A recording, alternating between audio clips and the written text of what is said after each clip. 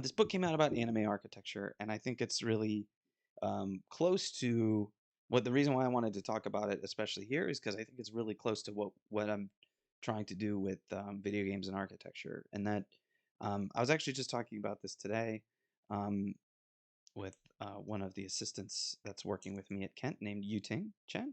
And we were, Yuting and I were talking about um, the discipline and um, how the discipline itself um, evolves in its studio format, or how we teach new types of disciplinary um, conditions. Or for those of you, I know there's a lot of different people in the room, so um, architecture has a pretty profoundly um, awful history in its relationship to power, and there's been a lot of confronting of that, and especially with race.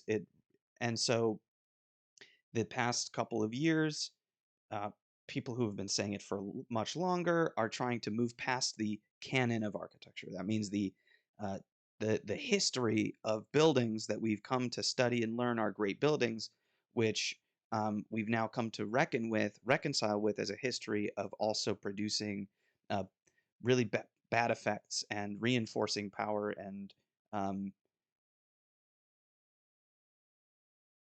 separating people by race, doing really, like, the architecture, like, is ingrained with these and embedded with these conditions. And so so that kind of hopefully catches everybody up somehow, somewhat. In any case, the way to get the way to continue teaching architecture as a as a design exercise, as an idea, is to bust or break open the sort of canon of historical objects that we've been looking at, buildings that we've been looking at, start to question them, maybe um, realize that the buildings themselves aren't necessarily whole, like, the content that we need to forget about, but the conditions that caused those buildings to happen, or the conditions that cause bad things to happen inside of those buildings, etc. So, being more aware.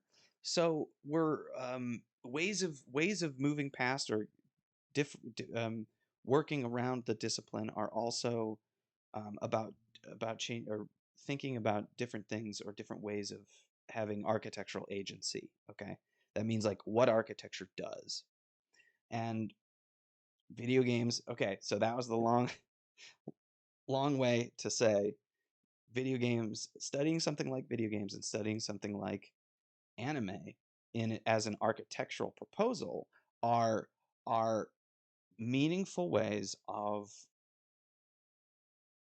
kind of creating different topics to talk about within architecture outside of the canon, um, or creating a new canon or a new set of relationships and structures that can help us still design amazing things, um, and look at history in a different way, or open up history. Okay,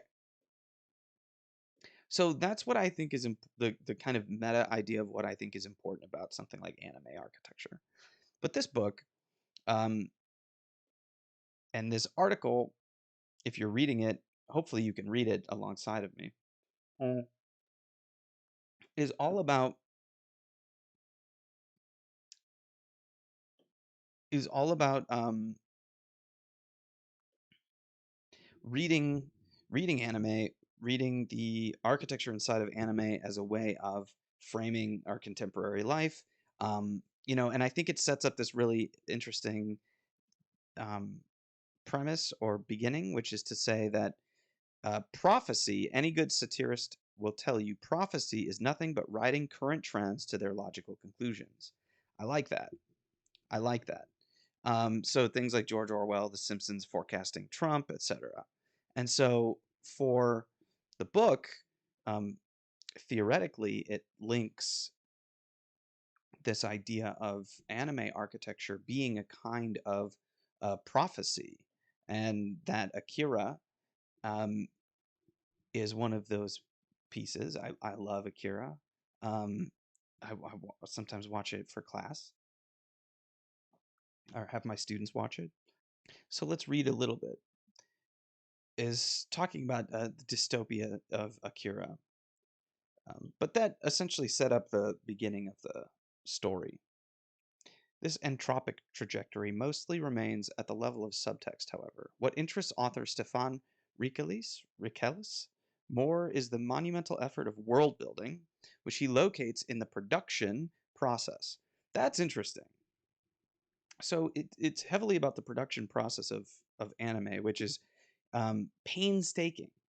And yeah, Raquel doesn't get waylaid by the paper digital based distinction. Nice, though he notes cursorily that a painter today grasps a digital brush, but he does insist on cinematic scope, persnickety about this framing, as it distinguishes his background artworks from the simple, ill-defined backdrops typically created for television on a limited budget. That's nice. So the book, I suppose, focuses on the backgrounds of some of the anime. Like that's really beautiful.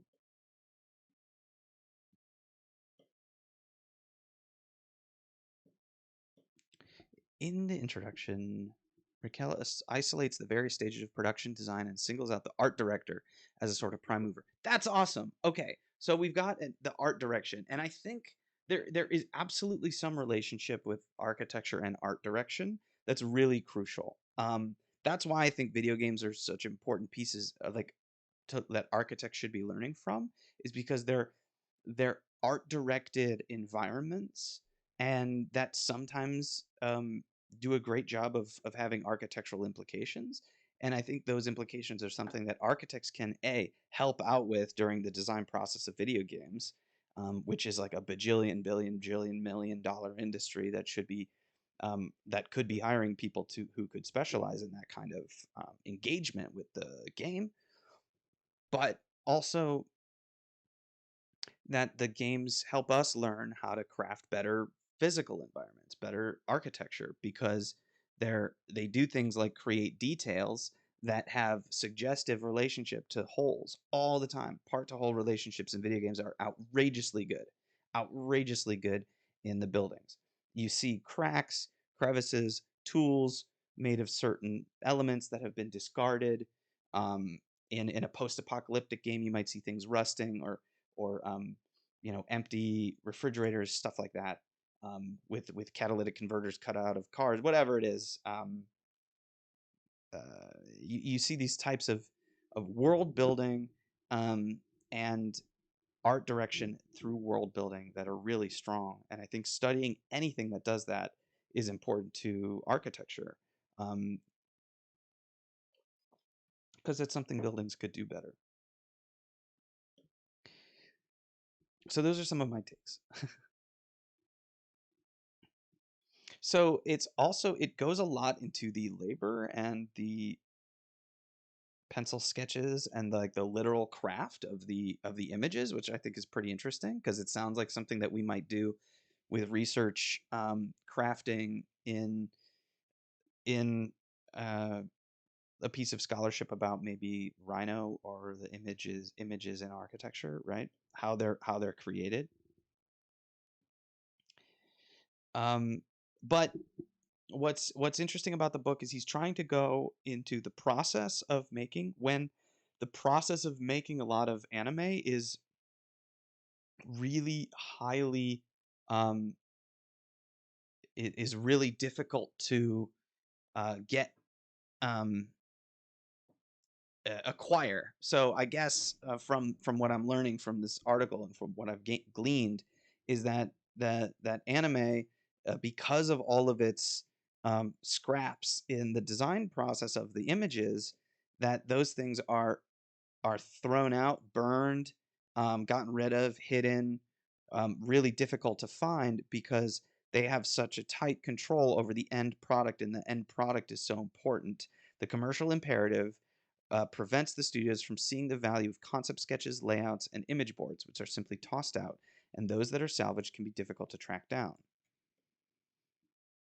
So I think that's interesting. These are some of my, I mean, these are like anime, like Akira are, these are things that draw people to architecture for obvious reasons, right? Yeah, and yeah, architecture is naturally political, being is integral to Akira. Exactly, which was describing a corrupt post-apocalyptic.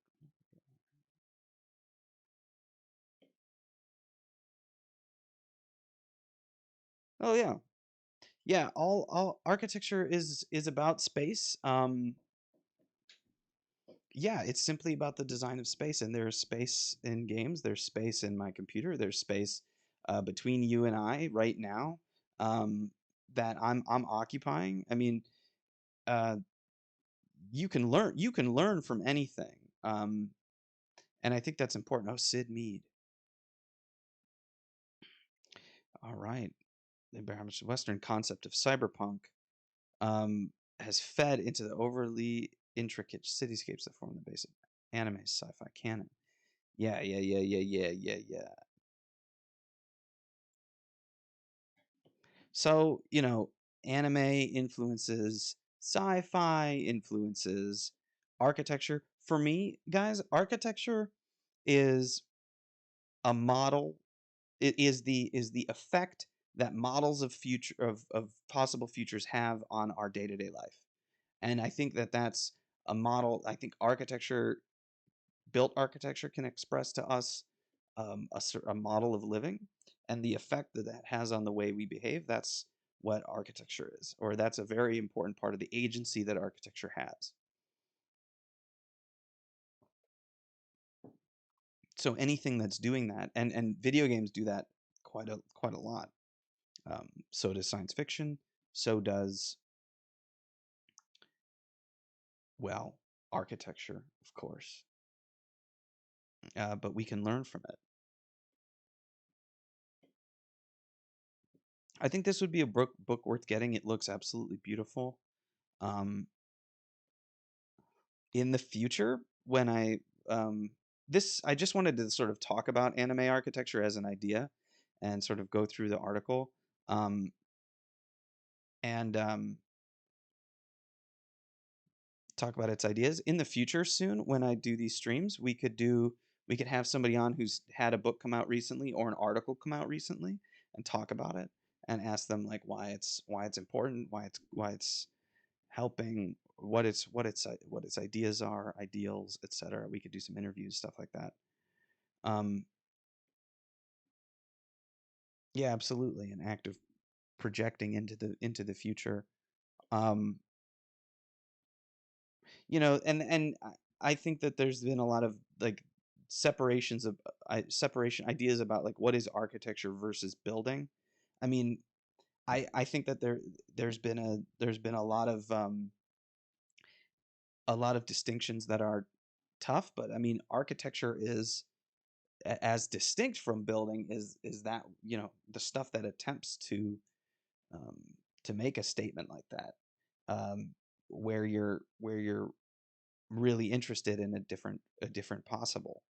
And the possible could even be, of course, paper architecture, or the possible could be a movie, right? It's showing you a different way of life, different way of living, different organization of space.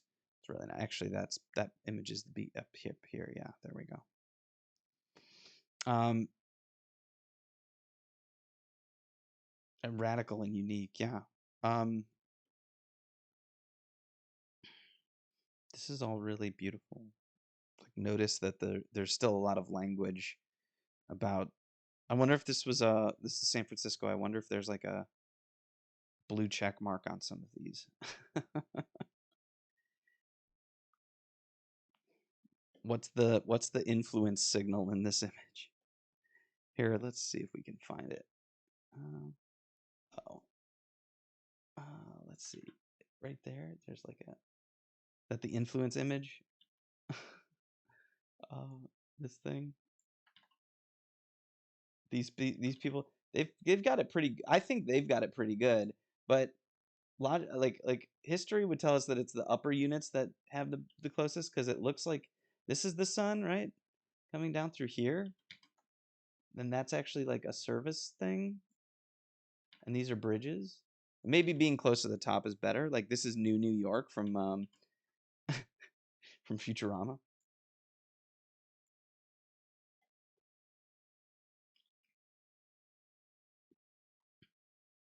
Yeah, art direction's so important.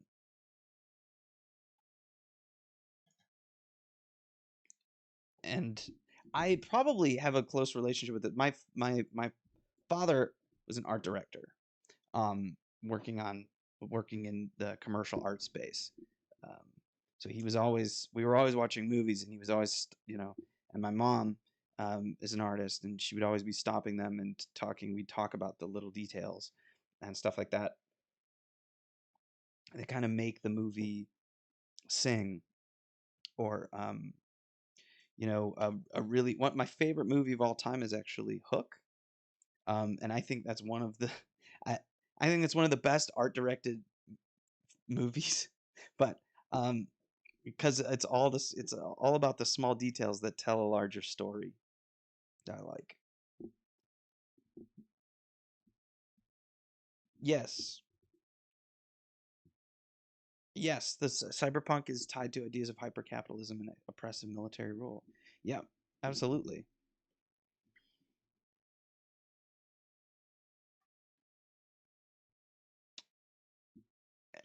And these are speculations. This is speculative architecture going on, right?